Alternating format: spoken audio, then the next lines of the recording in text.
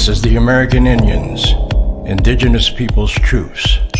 Justice for all, the most dangerous show on media anywhere.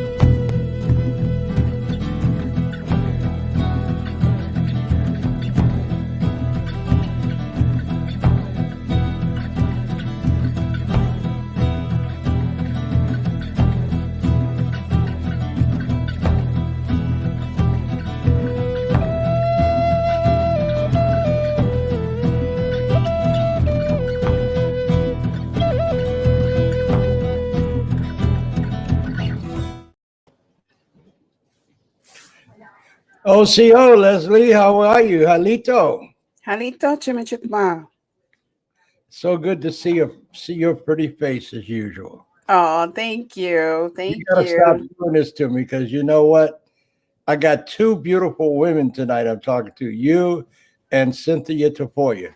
Yes, and two women who are creative women and actors. So this is very interesting. Exactly. So would you give us our land acknowledgement, please? Yes.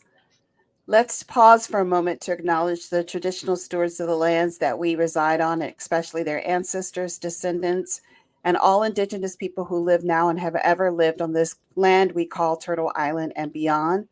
But more than acknowledgement, let's honor and support our existing Indigenous communities by helping them continue their land-based practices, traditions, and way of life, by dispelling false narratives about their history and people while promoting their authentic truths, helping them heal from past wrongs and offenses, and assisting them in protecting and restoring back to health the land, nature, and the water, which brings life.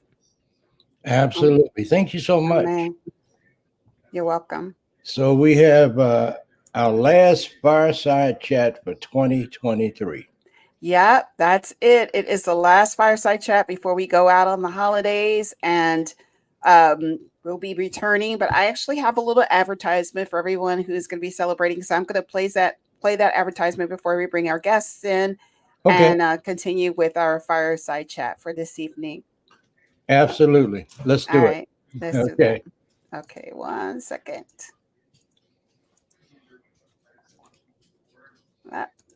Pressing too many buttons. All right, here we go.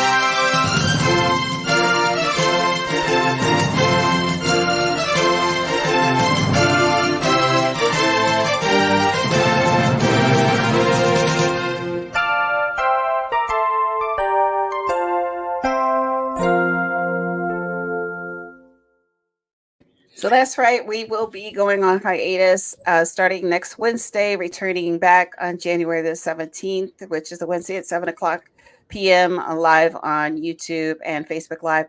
And tomorrow we will be celebrating Hanukkah, which for some reason I thought Hanukkah was tonight. I'm so like out of sync with everything, but actually we'll be starting Hanukkah tomorrow night. It starts at sundown tomorrow night, and it lasts until December the 15th.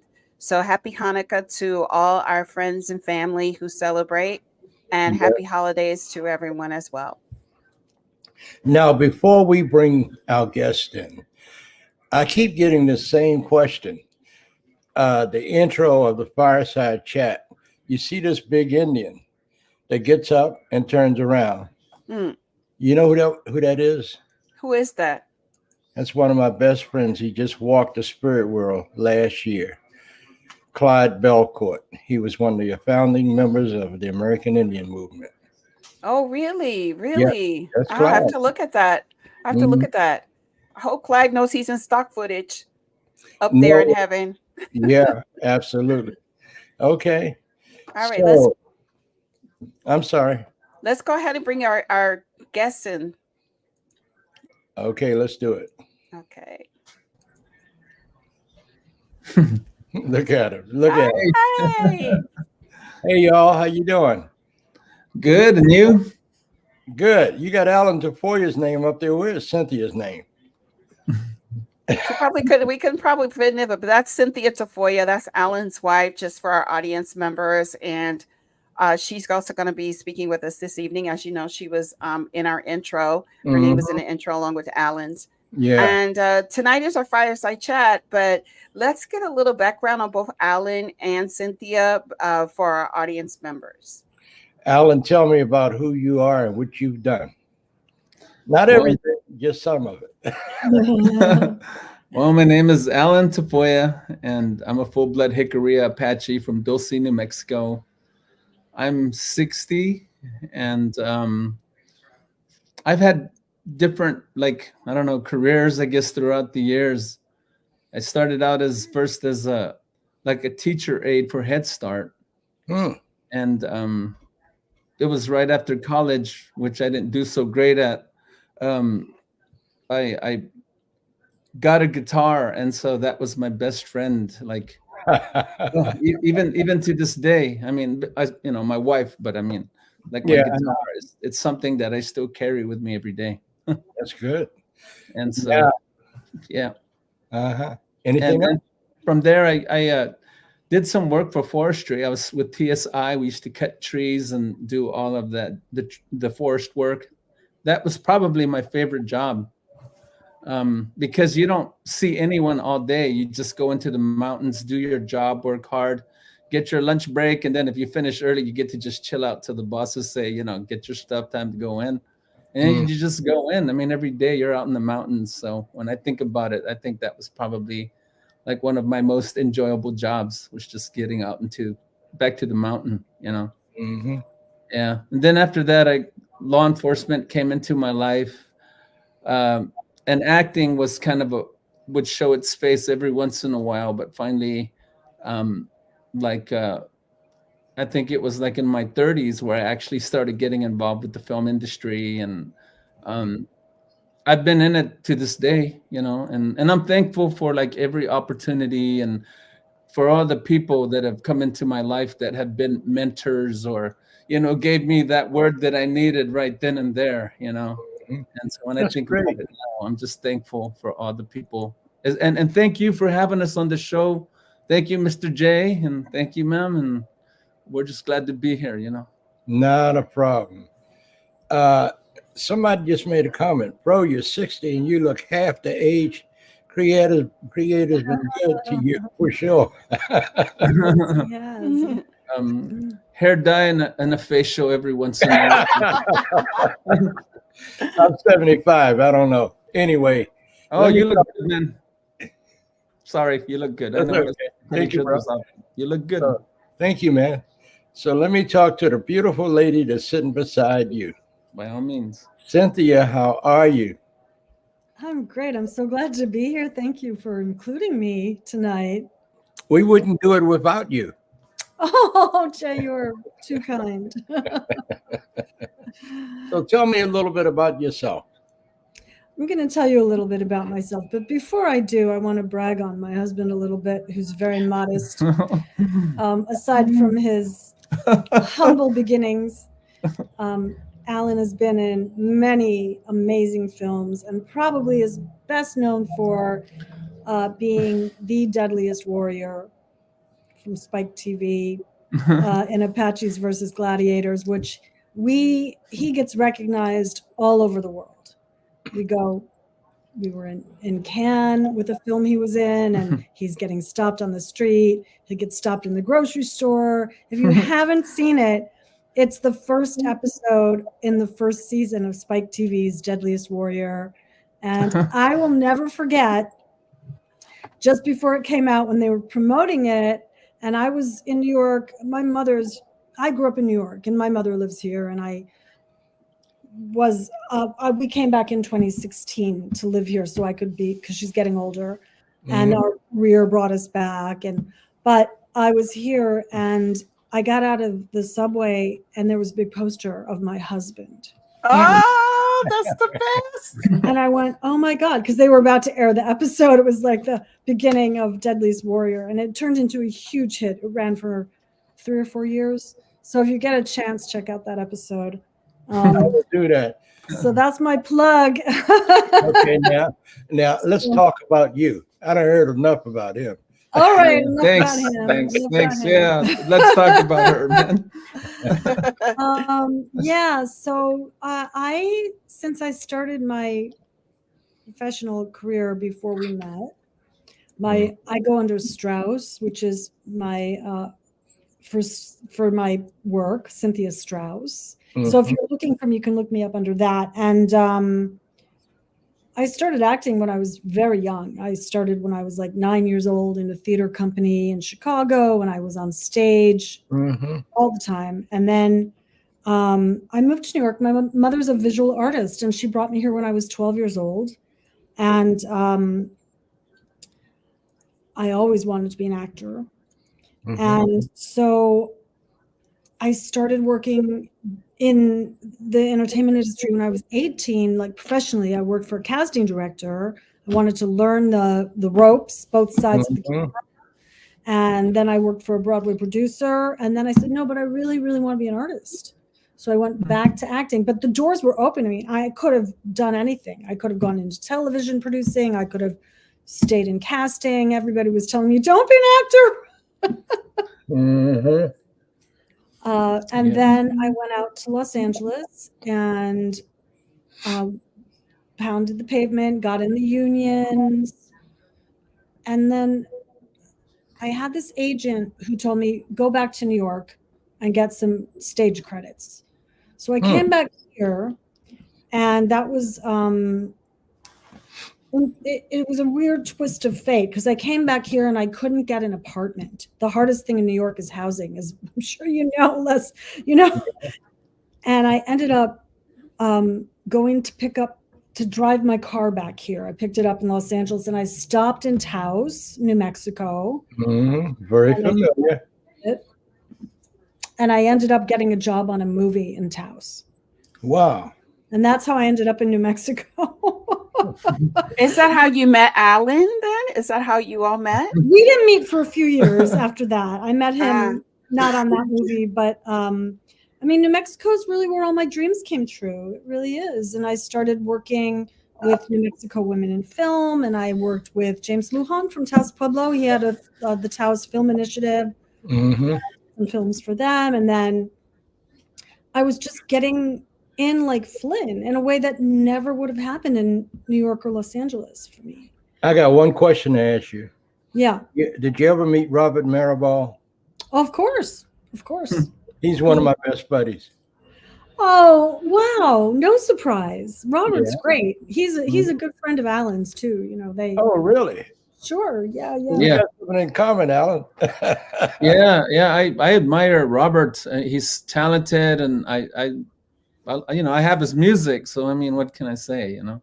Yeah. Okay, Leslie. He's a super nice man too. Yeah, he is. Yes, he is. Good man. So we have a question. What has been the hardest thing about being an actor? the downtime between jobs. Mm. I agree with Once that. you get the job, it's great, but it can be a long stretch. And of course, with COVID, everyone sat around, and then we just got over the strike, which was time well spent. But a lot of things came to a halt. So I'm glad that's over. And what about for you, Alan?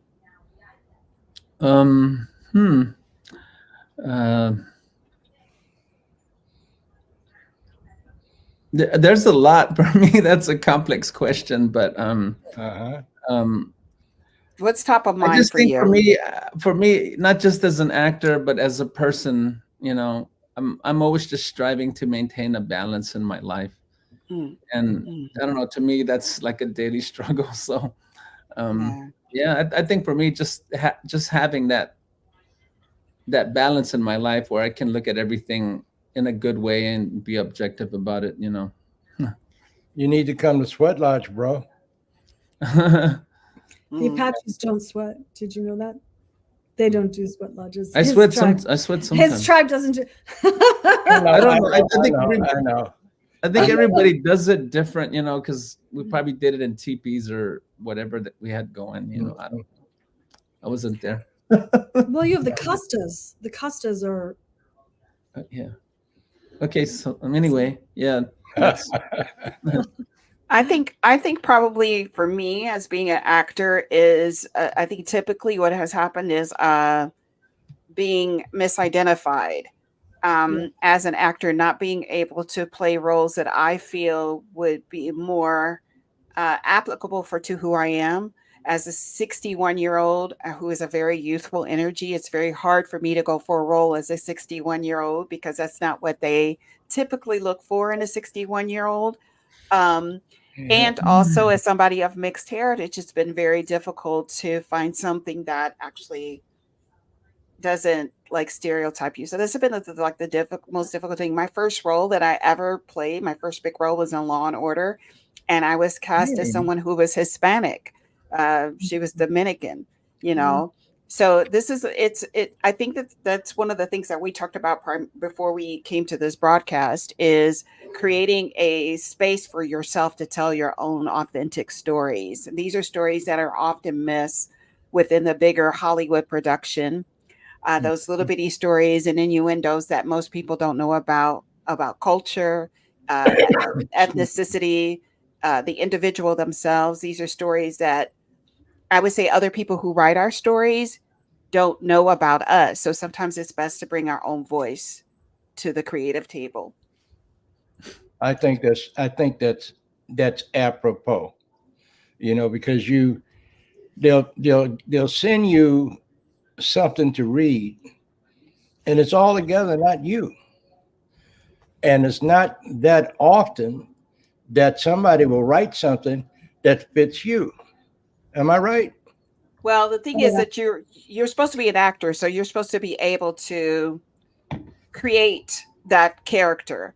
There have been many people who've been cast in roles, and they might the director or the writer or whoever may have seen the individual in one way, but then when the actor comes in and embodies the role, they've never seen that person do it before. They're like, I'm going to choose that person because a lot of times casting directors don't know what they want. Honestly, they don't know what they want. So you may go in and you do that. So part of you being an actor is putting yourself in a role that is best, a role that has already been created by somebody else. But when I say this, I say it from the perspective of, let's say that somebody who is from India writes a role about somebody who's indigenous in America. They don't know your walk. They don't know your story really, unless they've spent time with your culture. So they'll put you in what I would say a stereotypical role. Yeah. But the best shows, the best creative outlets, the best network shows that we've seen like on Netflix or something like that have been written by their artists themselves. So you've had people that have created a space for themselves in Hollywood just by writing their own type of stories. A Sylvester Stallone, a Vin Diesel. These are people that you would never cast in a role because you don't see them or they don't fit a stereotype or archetype. And so therefore they write their own stories, and that's how they become successful. Well, you know what? I mean, Alan Yeah. and Cynthia could attest to that, I'm sure. Being a self-producing artist is one of the very best ways to get yourself out there, but Mhm. getting it done is huge task. To actually make it happen, produce it, it can take years. I'm working on something right now that I've been with for 15 years, and it was supposed to happen in 2020. We were all ready to go, and boom, COVID. Yeah. That hurt a lot of people in the film industry. A lot of people. Like my friend Lou Diamond Phillips. Uh-huh. Who would ever think that he was a Native American? But he's cast in those roles. He does a good job at it. And I know Lou, you know, and he's crazy. But anyway, that's different. He just did a movie in Puerto Rico. My friend cast him. My friend Christine Sheets cast him in that film he just did in Puerto Rico. Yeah. Wow. And they had to halt production during the strike. And, you know, she called me, she said, I don't know what, I mean, it's going to cost us $40,000 to halt production for 3 days. And we're trying to get the interim agreement. I'll tell you about it. They did get it. So they were able to keep filming. Okay. So Alan, what are you looking to do in the near future? Well, at this point, it's looking like the next project will be a film entitled Pirate Island. And it's based on kind of, the story itself is based on a ship, I guess would be considered a pirate ship now, the Witta, which went down near Marcona Beach outside of Cape Cod. Yeah. And the writer is James O'Brien. We've worked together on Western religion, and luckily for us, it gave Cynthia and I a chance to go to the Cannes Film Festival, or however they say it. It was just kind of a cool experience because I'd never been overseas, so that was my first international trip, and probably the hardest part was just knowing that we had to fly for 14 hours over the ocean. Oh, that's not such a big deal. Well, for me it was. I mean, you know. Yeah. Yeah, but yeah, anyway, Pirate Island is coming up. I'll be playing Juan Julian, who's a Mosquito Indian. It's interesting how I've been able to, through Cynthia and myself, find people that live in Belize. And a lot of, when the Mosquito Indians were trying to get away from what was going on there, a lot of them went to Belize. Yeah. And so I have a personal, he's more like my Papa John. You know, I have somebody to look at and draw some real inspiration from, you know. And then Cynthia's mom had a caretaker, and she was from Belize too. And I was doing research for the script. When they sent me the script, I started doing the research right away, and it was just real interesting that her mom's caretaker from Belize was able to really help me out with that. Like, you know, I kind of had the facts right, but she gave me the examples. I'm excited, and at the same time, I'm kind of like tripping on it too, because, you know, this is the biggest role I have to. Well, I'll be representing another native tribe, the Mosquito Indians, and the thing that I want most is, like, I don't want no acting awards or anything like that, or any like being famous. I just want to be able to do something that those people would accept, would consider acceptable. You know what I mean? Because it really means a lot for me. Something that they would appreciate. You know, and I think even just talking about it now is building up a lot of anxiety. But don't worry about it, bro. Don't worry about it. Yeah, I just want to do this right, though. The best thing is, like, I just want to get it right, the accent right, you know, get everything right. And that's just kind of like, I'm kind of like one of those, like a boxer, because I've been involved in martial arts and combat sports, but you kind of fix yourself on the upcoming fight or the upcoming goal, you know. And I'm not really looking past that. I mean, I hate to say it, but I mean, this is like the role of a lifetime, and I'm just excited. And I'm like any guy out there that's getting ready for his fight. I know what. I'm excited for you, brother. I'm excited for you. I can't wait to see it. Cynthia? Just to verify, Lou Diamond Phillips is actually Filipino Yeah, American. I know that. I know Yeah, that. but has been cast. That's what I was talking about. But he's been cast in indigenous roles. But because Oh he yeah, looks a he does certain a good type. job. He does a good job. Yeah, Great Yeah. actor. yeah. I think he does a great job too. And I know when somebody gets cast in the native role, part of the native community or whatever, they'll be upset about it. But it's like I'm a singer songwriter, so if I'm making a song, I'm looking for the people that can do justice to the song, Mm. and it's the same thing for movies. I'm trying to find those compatible differences between my music world and my acting world right now. You'll find them. You'll find them. They'll come together But at the anyway, sorry, time you least expect it. They're going to come together. yeah. So Cynthia, how Yeah. about you? What's your next role? Oh, I'm so excited. So I'm not sure you're familiar. You've probably heard of the very famous Sarah Bernhardt. She was French. She was like the original Madonna. She was all flash. Mm-hmm. There was an Italian actress who is considered the mother of modern acting, and her name was Eleonora Duse. Have you heard of her? Mm-hmm. You have. I'm so Yeah. the thing is that not enough people know who she is. So she was known as the mystic in the theater. Yves Le Gallion wrote a book about her called The Mystic in the Theater. Mm-hmm. I became fascinated with her many years ago. And it's coming up on the 100-year anniversary of her passing in April of 2024. Mm-hmm. And I'm involved in a play about her and her very famous rivalry with Sarah Bernhardt. And we are taking it to London in April of 2024 to commemorate the 100-year anniversary of Duse's death. It's Oh big. wow. Yeah, it's a big project, and we're scheduled at a fringe theater called the Tabard Theater. Mm-hmm. Mm-hmm. And yeah, there's the there it is. And if you go to Parity, Parity Productions.org into their development section, and then there's a click for duet, and there's all the information about the play. Okay. But I have been working on this. We did it in Santa Fe in 2008. That was just after I had met Alan. So that's my next project. Who are you playing in the role? What are you just wrote the play? No, I did not write the play. The play was written by a playwright who lives in DC named Otto Eskin.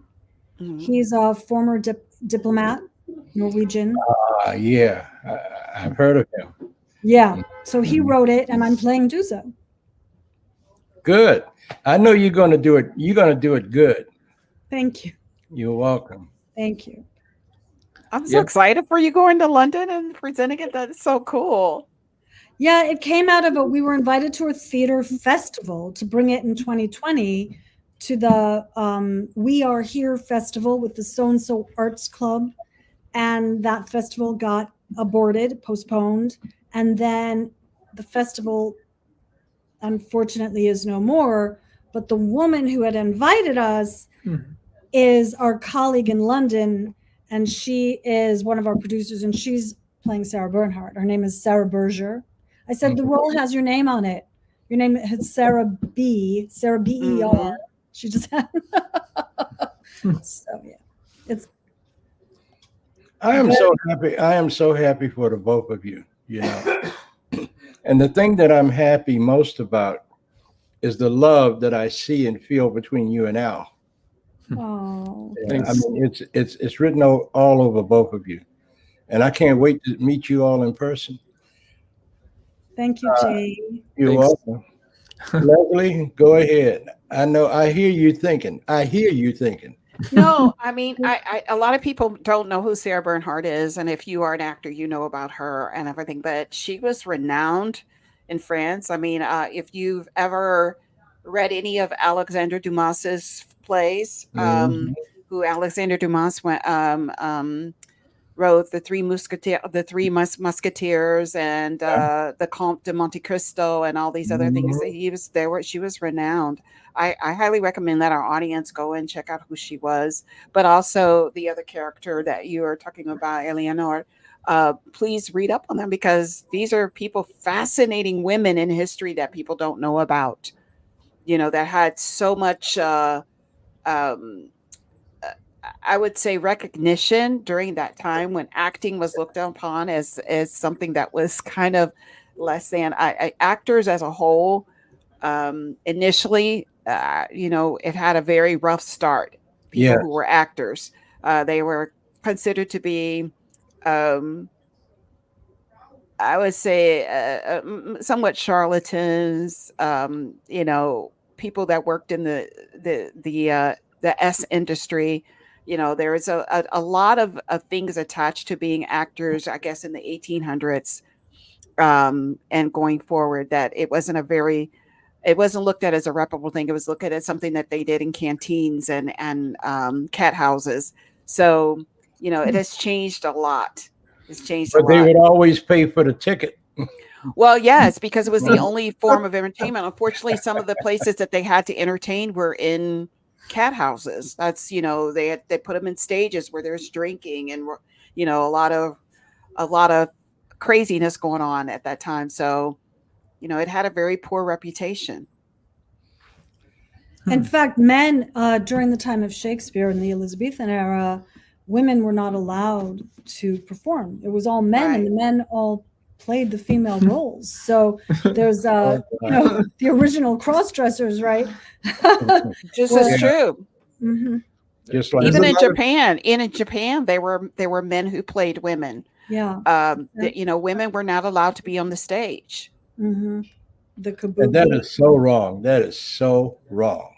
Well, I mean, it was the time, and women were subjugated to certain roles, childbearing and being in the home and stuff like that. It just was the time. If I may say something here, is like, even with Hollywood and the film world right now, once a woman like hits her 35th or whatever, I mean, they just cut them right out, and when I have these discussions with producers or directors, and some of these people really, like, they're just kind of legends in their own mind.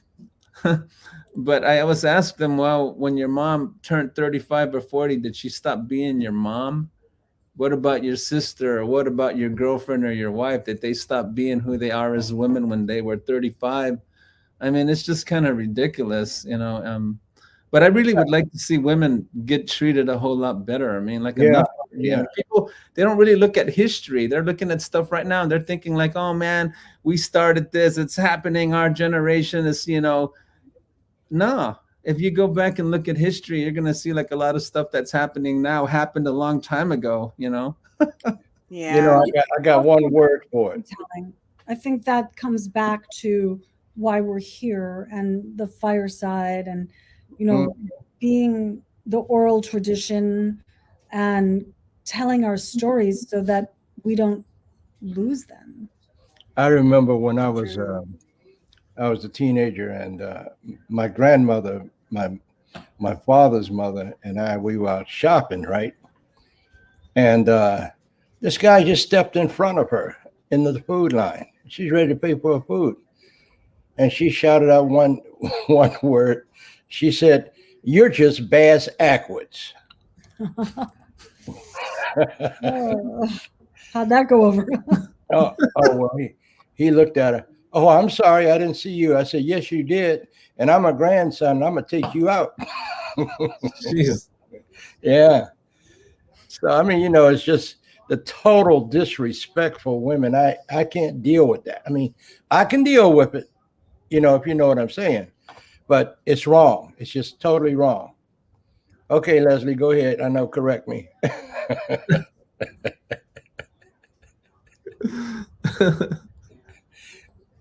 Oh no. We can't hear you. She's talking, but we can't.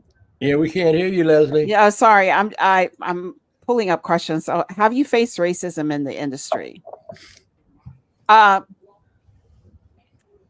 Yes.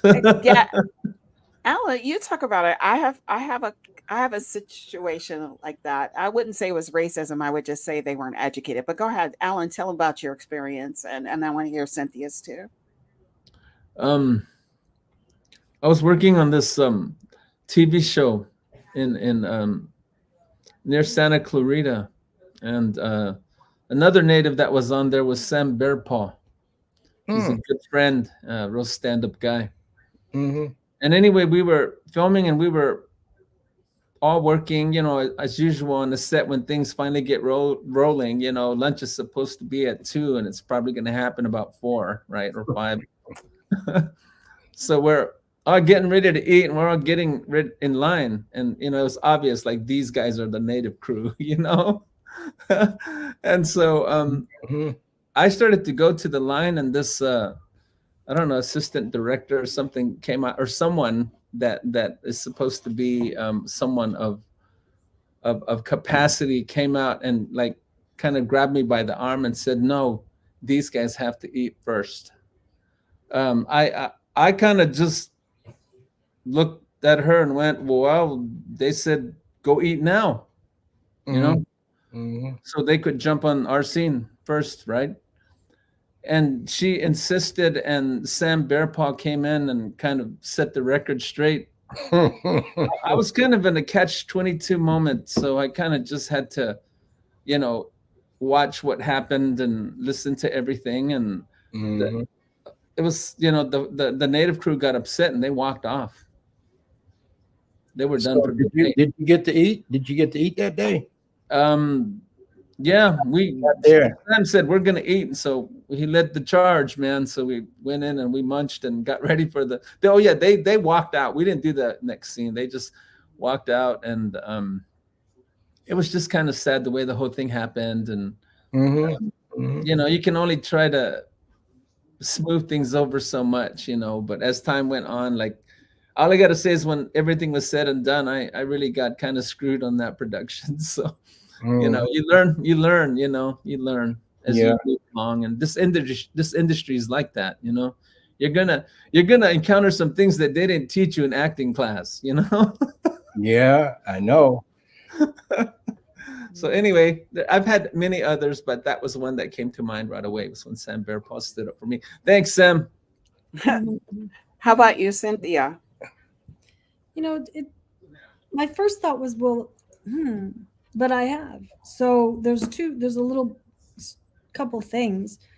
In that first job I had when I was working for the casting director when I was 18, and I wanted to be an actress, and she said to me, "Oh, well, you're never gonna make it. I mean, how many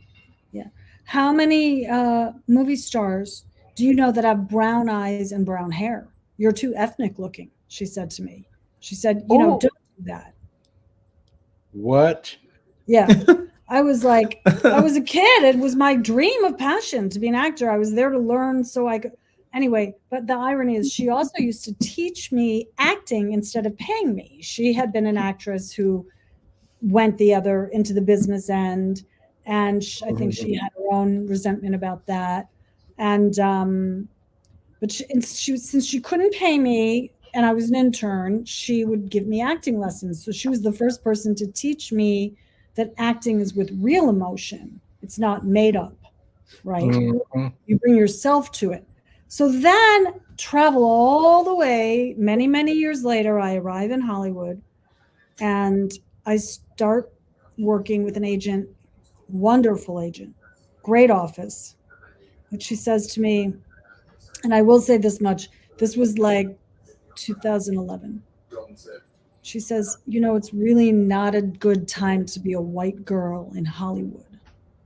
I was like, "What?" She goes, "No, it's all diverse.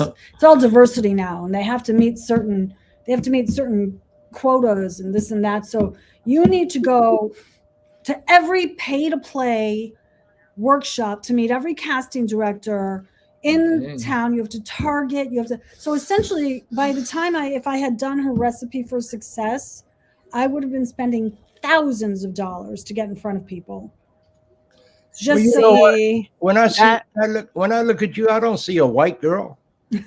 Well, that's not, but that's the point that we were trying to make. Yeah. That's the point we were trying to make, is how you are viewed in Hollywood and how they have a archetype or stereotype of what you're supposed to look like if you're cast in certain roles.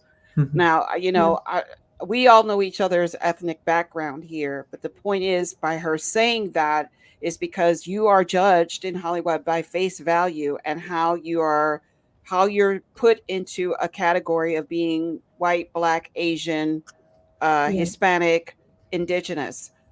So if you don't fit that archetype or that phenotype, you are then put into those categories, even if you are something else. And we had a conversation, which I'm gonna bring it back to that conversation before we did the broadcast tonight, about something that we just recently saw.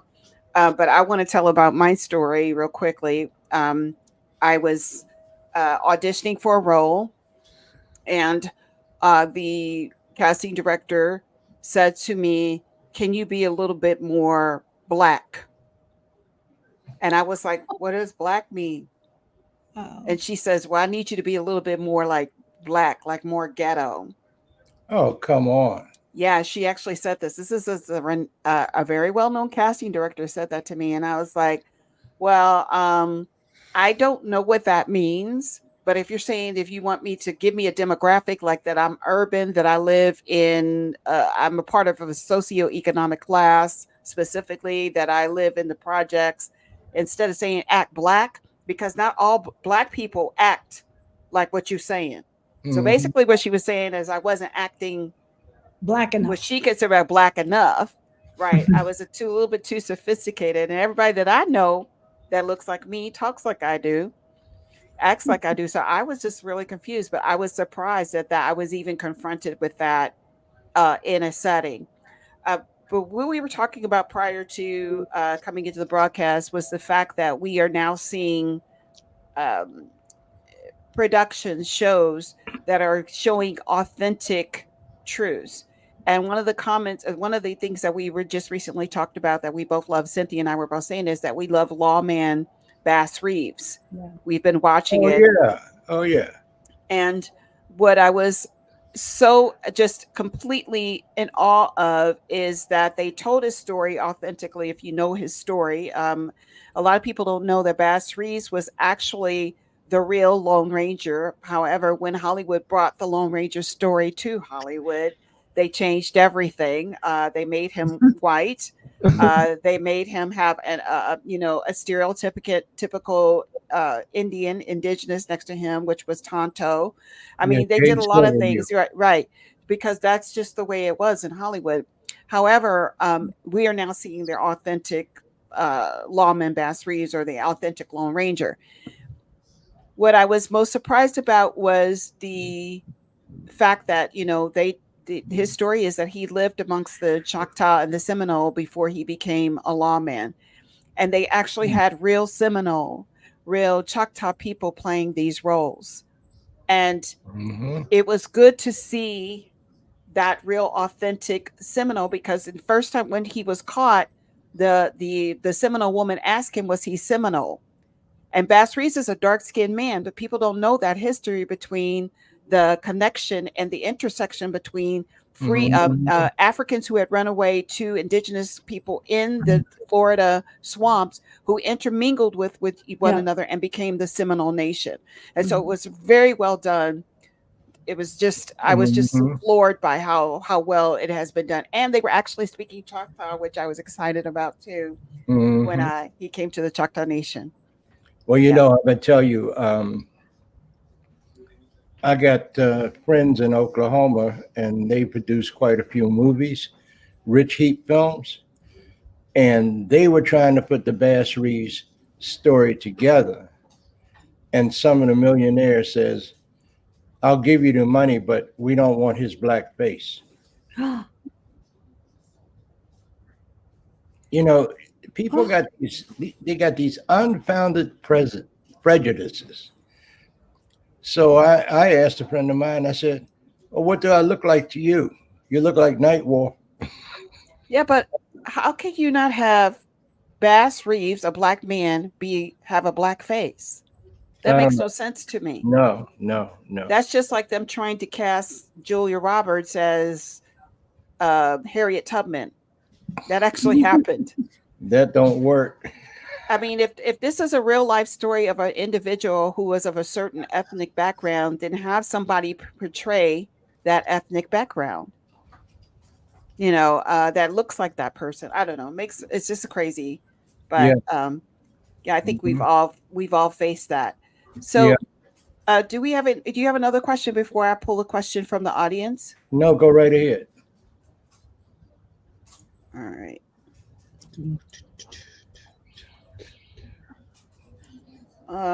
Where did that question go?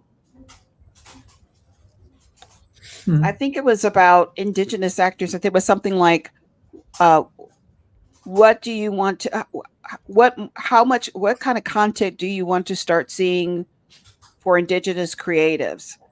Like, what would you like to see? What would you like the future of Hollywood to look like for indigenous creatives? Alan, why don't you take that one, bro? Okay.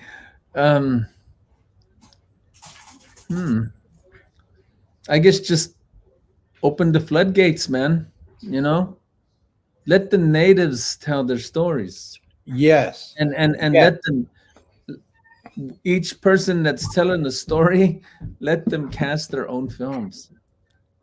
Give other people that aren't well known, a shot to get in there and share their gift too. I'm not even gonna say show what they got. They Yeah. got a gift too. There's other. I want to see other people get cast into more different things, and that's the cool thing. Like Res Dogs, you got all of those kids were not known actors, Mm-mm. and they came in and they were given the opportunity to show the gifts that the creator gave to them. And I'm And so I'm sorry hoping that they canceled that, because I really enjoyed it. Yeah, but I mean, Rolling Stone went gaga over it. They were Mhm. on what's Jimmy, the guy on Kimmel. huh? Jimmy Jimmy Kimmel. Kimmel. The funny guy, the former comedian, Yeah, Jimmy. and I can't remember, but one of those guys. But I mean, for them to have those kids on all these late night shows, I mean, man, that's a jump from what they Mhm. were before. Yeah. I'd just like to see different people, have a chance to share, their creativity and their gifts, not just the same ones or the cliquish or whatever. I want to see new people come in. Can I make a statement here? Mhm. You remember or have you seen the film The Revenant? Of course. Yeah. Leonardo DiCaprio, and you remember that big Indian that pulled that bear off of Leonardo? Oh, And Arthur Red Cloud is his name. okay. Yeah. Arthur has actually written a screenplay that's being looked at by two major production companies in Canada and some of the production companies out west. And once his movie is produced, he will be the first Native American screenplay writer. Yeah. Great. Yeah. That'll be cool. That's what we need. Mm-hmm. I You know, mean- we need to have an opportunity to step forth and do what we do. Yeah. Without anybody trying to cut the corners off, Yep. Mhm. Leslie, you got your eyes. You were bucking your eyes. What? No, he's actually not the first. No, There's been many. There have been many. Now, I don't know if it's the first screenwriter to actually have something produced by a Hollywood, Yeah. like a big Hollywood production company, but you've got natives in the screen that are screenwriters right now that are Mhm. creating stuff. There are plenty that go to Skinfest. That right? Mhm. Mhm. They're it's just that they're not very well known, but they exist. They are writing. They're in the rooms right now, the writing rooms right now for television shows and stuff like that. It's I'm just that we talking don't about hear major motion picture. motion picture probably. Mhm. First, okay, Mhm. yeah.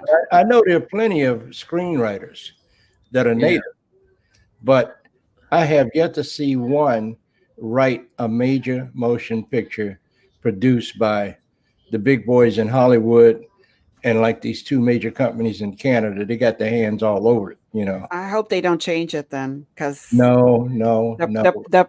we know Mhm. that once a big studio gets into it, you lose a lot of your rights to your film. So I hope Arthur is aware of that. Yes, he Or, is, you know. or when the monies come in from different places. I just got Yeah. done with a film called Dark Assets, and you can watch that on Prime right now. But it was interesting how even working that film, it's called Dark Assets, but the original title was The City of Crows. That was Mhm. 7 to 8 years of my life on that ride. Wow. And we just watched that thing change from monies to producers to different things, and it all started out as a webisode. So I know what you're saying, and there's a lot of variables that affect everything. That's why sometimes it's hard for me to answer questions in a general way, because my mind just starts, remembering all these things or whatever. But Yeah, and you got a lot of crooks in the industry. yeah, I mean, gosh, Yeah. talk about getting ripped off. I've been ripped off music. I've been ripped off Yeah. all kinds of stuff. But man, it can really be a cutthroat business. And Mhm. sometimes it's hard for me to just answer something because it's not so general, Mm. I did an interview about 2 or 3 years ago with there's an event that I go to here in New York City, which I would like to invite you all to next year. It's called the Urban Action Showcase. Especially you, Alan, who is into martial arts. I am also into martial arts. I'm Wing Chun and Tai Chi, Oh my and goodness. this is an event for people of color who are in action films, or people who are of ethnic backgrounds who are in action films, who produce, direct. I mean, it's very well connected. I'll send you all the address after the show. But I want to go. I want to go. you can come. You can come if you can make it up here. It's like a two or three a weekend. It is. This event has been put on by Demetrius Angelo for some Oh, years now. okay. And Demetrius, I think he follows he follows you, Elder Nightwolf, but it's grown successfully in these years. The event itself takes place in these 2 days where they show films with action heroes. They celebrate monumental anniversaries of certain types of films, and they have people who are actors, producers, directors come. They do panels and such. Mhm. So when during COVID, we had to do one virtually, and I actually got to interview Fred the Hammer Williamson. Now, if you don't know who Fred the Hammer Williamson, he's been in Dead, not well, I can't think of the name of it right now. He's been in other films like big. He's known as like black exploitation royalty. I interviewed him and Mario Van Peebles. Mhm. And Fred the Hammer Williamson said to me, yes, what he may be known for is Dust to Dawn. Dust to Dawn is one of my favorite films, so a lot of people may know him Mine in that too. film. Mine too. Yeah. Yeah, I love that film. And anyway, he said to me, he who counts the money first counts the money last. And he gave me some very important advice. And this is what he said. He said that he never sold any of his movies to bigger Hollywood production studios. What he did is that he said, I am going to direct, produce, do everything my own self and make my own money, because I'm going to count the money first and I'm going to count the money last. Because what happens a lot of times is when you give your money over to big production houses, you may see that money, but you'll never see it at the end. You're loaned out for Mhm. so many things, and you end up paying these studios at the end of it, as opposed to actually gaining any money as a result of it, because they provide everything for you and they put it on loan to you, so you're paying it. But he said to me, what he did was he went to Cannes and he looked at how people invest in films in Cannes. He went there, he got a ticket, and then the next year he came back and he promoted his first film. And what he did, he had nothing set up. He had no money for the film. He had nothing. All he had was a poster board of the film and an idea. And he told everybody he had done the script and everything. And these European people came and said, hey, I'll invest $500,000 in that film. I'll invest this amount of money. And that's how he got his film. That's how he got his film produced. Now, the film was a blaxploitation film. You have a former NFL star who was on Julia on TV, a TV star. You know, he had the actor, he had everything. He got actors and stuff like that. They did everything on a budget. And at the end of it, he made more money than what was invested in the money, and people made their return cash back. Those invested in it. So he told me it is best to produce, direct, do everything yourself. He said, however, you don't get the notoriety if you put your name on everything. So he even has his dog as the executive producer. Yes, his dog's name is executive. He's not listed as the director. He made up some name. He said it's some guy from high school. He created everything, and he has done his films this way from the beginning. And he always reaps the reward at the end because he counted the money first, so he counted the money last. Yeah. Okay. I think we're coming to the close of this, the broadcast. And Can I just say one thing, Jay? sure, you can say two things. I want to just mention in discussing the road for Indigenous creatives, you know, I just want to talk about Killers of the Flower Moon, which is. Oh my God, I love that. Yes. Yeah. And I'd really love to hear your thoughts about the film, because I think that we are going to see the Native women who were in that film get some nods from the Oscars, some Oscar nods. And I think that was one of the intentions of Scorsese and DiCaprio, was to bring forward this story. But I thought the film was really interesting. There was only one problem I had with it, which is it focused so much on the white male corruption.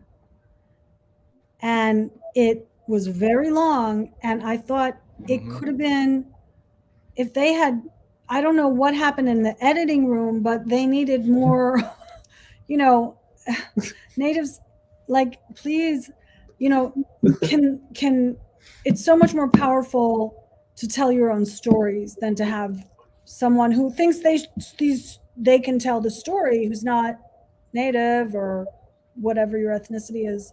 Well, I'm gonna tell you something. Yeah. And this might blow you away. J. Edgar Hoover was not white. He'd hid his identity. J. Edgar Hoover was actually black. Yes, he was. He was mixed race.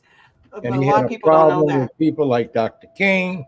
I mean, you know, I think his great grandfather was black. when you all come down here, I live about 10 minutes from the house that he used to live in. And I got to show you that. I want you to come down here so I can show you all around. I want to go. Thank you. I want to address Cynthia's comment. I agree with you wholeheartedly.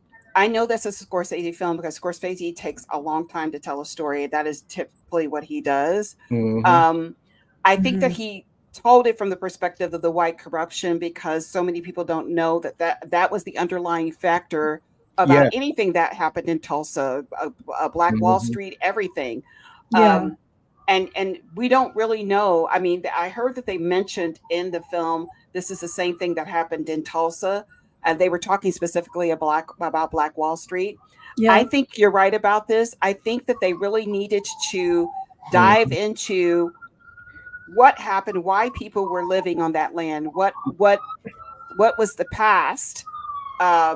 Give more insight on that than telling from the white corruption. We know about white corruption. We see white corruption every day. But we do need to see a more impactful, insightful, what was the residual effect of this as a result, and not necessarily what ended up happening in the creation of the FBI. So I agree with you totally. It might have been better if it was told. I know that he brought Indigenous people in to give insight, but it would have been better if he had basically passed the mantle or shared the mantle with somebody who said, I feel like you need to really focus on this particular aspect of this part in history. So I agree with you totally on that. Yeah, me too. I didn't mean to pop somebody's bubble, but I had to tell it like it is. Yeah. So we can have private conversations about Jericho Hoover being a cross-dresser. Okay. Let's go on, because that's a whole nother show. But Okay. we definitely want to wrap up because we're about 2 minutes over. Okay. We want to get some last minute comments from you all before we check out for the holiday, and that's about it. So let's get some some last minute comments from both of you all, just about the industry, anything that you want our audience members to know before we go on holiday. Once again, just basically plug any work that you're about to do so that people know, and I'll try to put that in post as well so people can follow you on IMDb or any of your social media. Let's start with Cynthia. Yeah. Ladies first. Yes. Well, look for the play Duet as a commemoration for the 100-year anniversary of the passing of Eleanor Duse in London at the Tabard Theatre in Chiswick in April 2024. It's opening April 21st through May 11th. And for further information, check me out on Facebook. It'll be all over my page. And happy holidays. I think 2024 is going to be an amazing year. Absolutely. I'm going to hit the lottery. Alan? Well, happy holidays to everyone that's watching. And thank you, Mr. J, for bringing us on the show. And thank you, Les. Why you keep calling me Mr. J, bro? Mr. J. Sign of respect, man. I know. But yeah, thank you for bringing us on the show, and happy holidays to everyone. You can watch Dark Assets on Apple TV and Amazon Prime. Yeah, and the next one is going to be Pirate Island, and I can't wait. I can't wait for that one. Yeah. Are you wearing a hook? Not yet. You know where pirates get their hooks from? No. The secondhand store. Oh, that's too good. We'll leave it on the high note. Oh my gosh, I can't. Oh my gosh. Okay, Leslie, go. I just want to wish everybody a happy holiday. All of our audience members. I'm looking forward to connecting with everybody in 2024. Thank you so much, Alan and Cynthia. I cannot wait to connect with you all in person here in the East Coast. I'm looking forward to that. And I just want to, as I always say, please educate yourself. There is no reason why you should not educate yourself about the truth. You have information at hand on your phone, on your computer. Look and do your research. Don't always go by what someone tells you, but do your own research. And knowledge is power. Yes. And knowledge brings you awareness. It brings you connectivity to communities. So please continue to study until we come back on January 17th. And that's it. Happy holidays to everyone. Yes. Okay. I want to close with this statement. When I was a little boy, some of us would go down to South Carolina where my Cherokee people are and sit and talk to my grandfather. My grandfather built this table around this big oak tree. And he would ask us all a question. Do you boys know what it's all about? And then we would sit there and look at each other. And Mikey, my cousin, the youngest one, he says, "No, Grandpa, can you tell us what it's all about?" He said, "I'll tell you." He said, one of the things that you need to learn is it's not about your ethnicity. It's not about the color of your skin. It's not about the color of your eyes. It's not about the texture of your hair. He said, "Do you really want to know what it's all about?" "Yes, Grandpa." He said, "It's how you treat my heart." He said, "You will find closer family members and closer friends out of people that know how to treat your heart correctly." So that's how I've always tried to live. You know, I don't like to judge people. If you get me wrong, then you got a problem. But I will tell you this: I love all of you, even those of you that make it impossible to love. I love you in spite of yourselves. So I'll close out in the words of Cherokee: Danada, Goai, Wado. And Wado in Cherokee means thank you. I love you all of you. Talk to you after we come back from hiatus on the 17th of January. Be there. Thank you.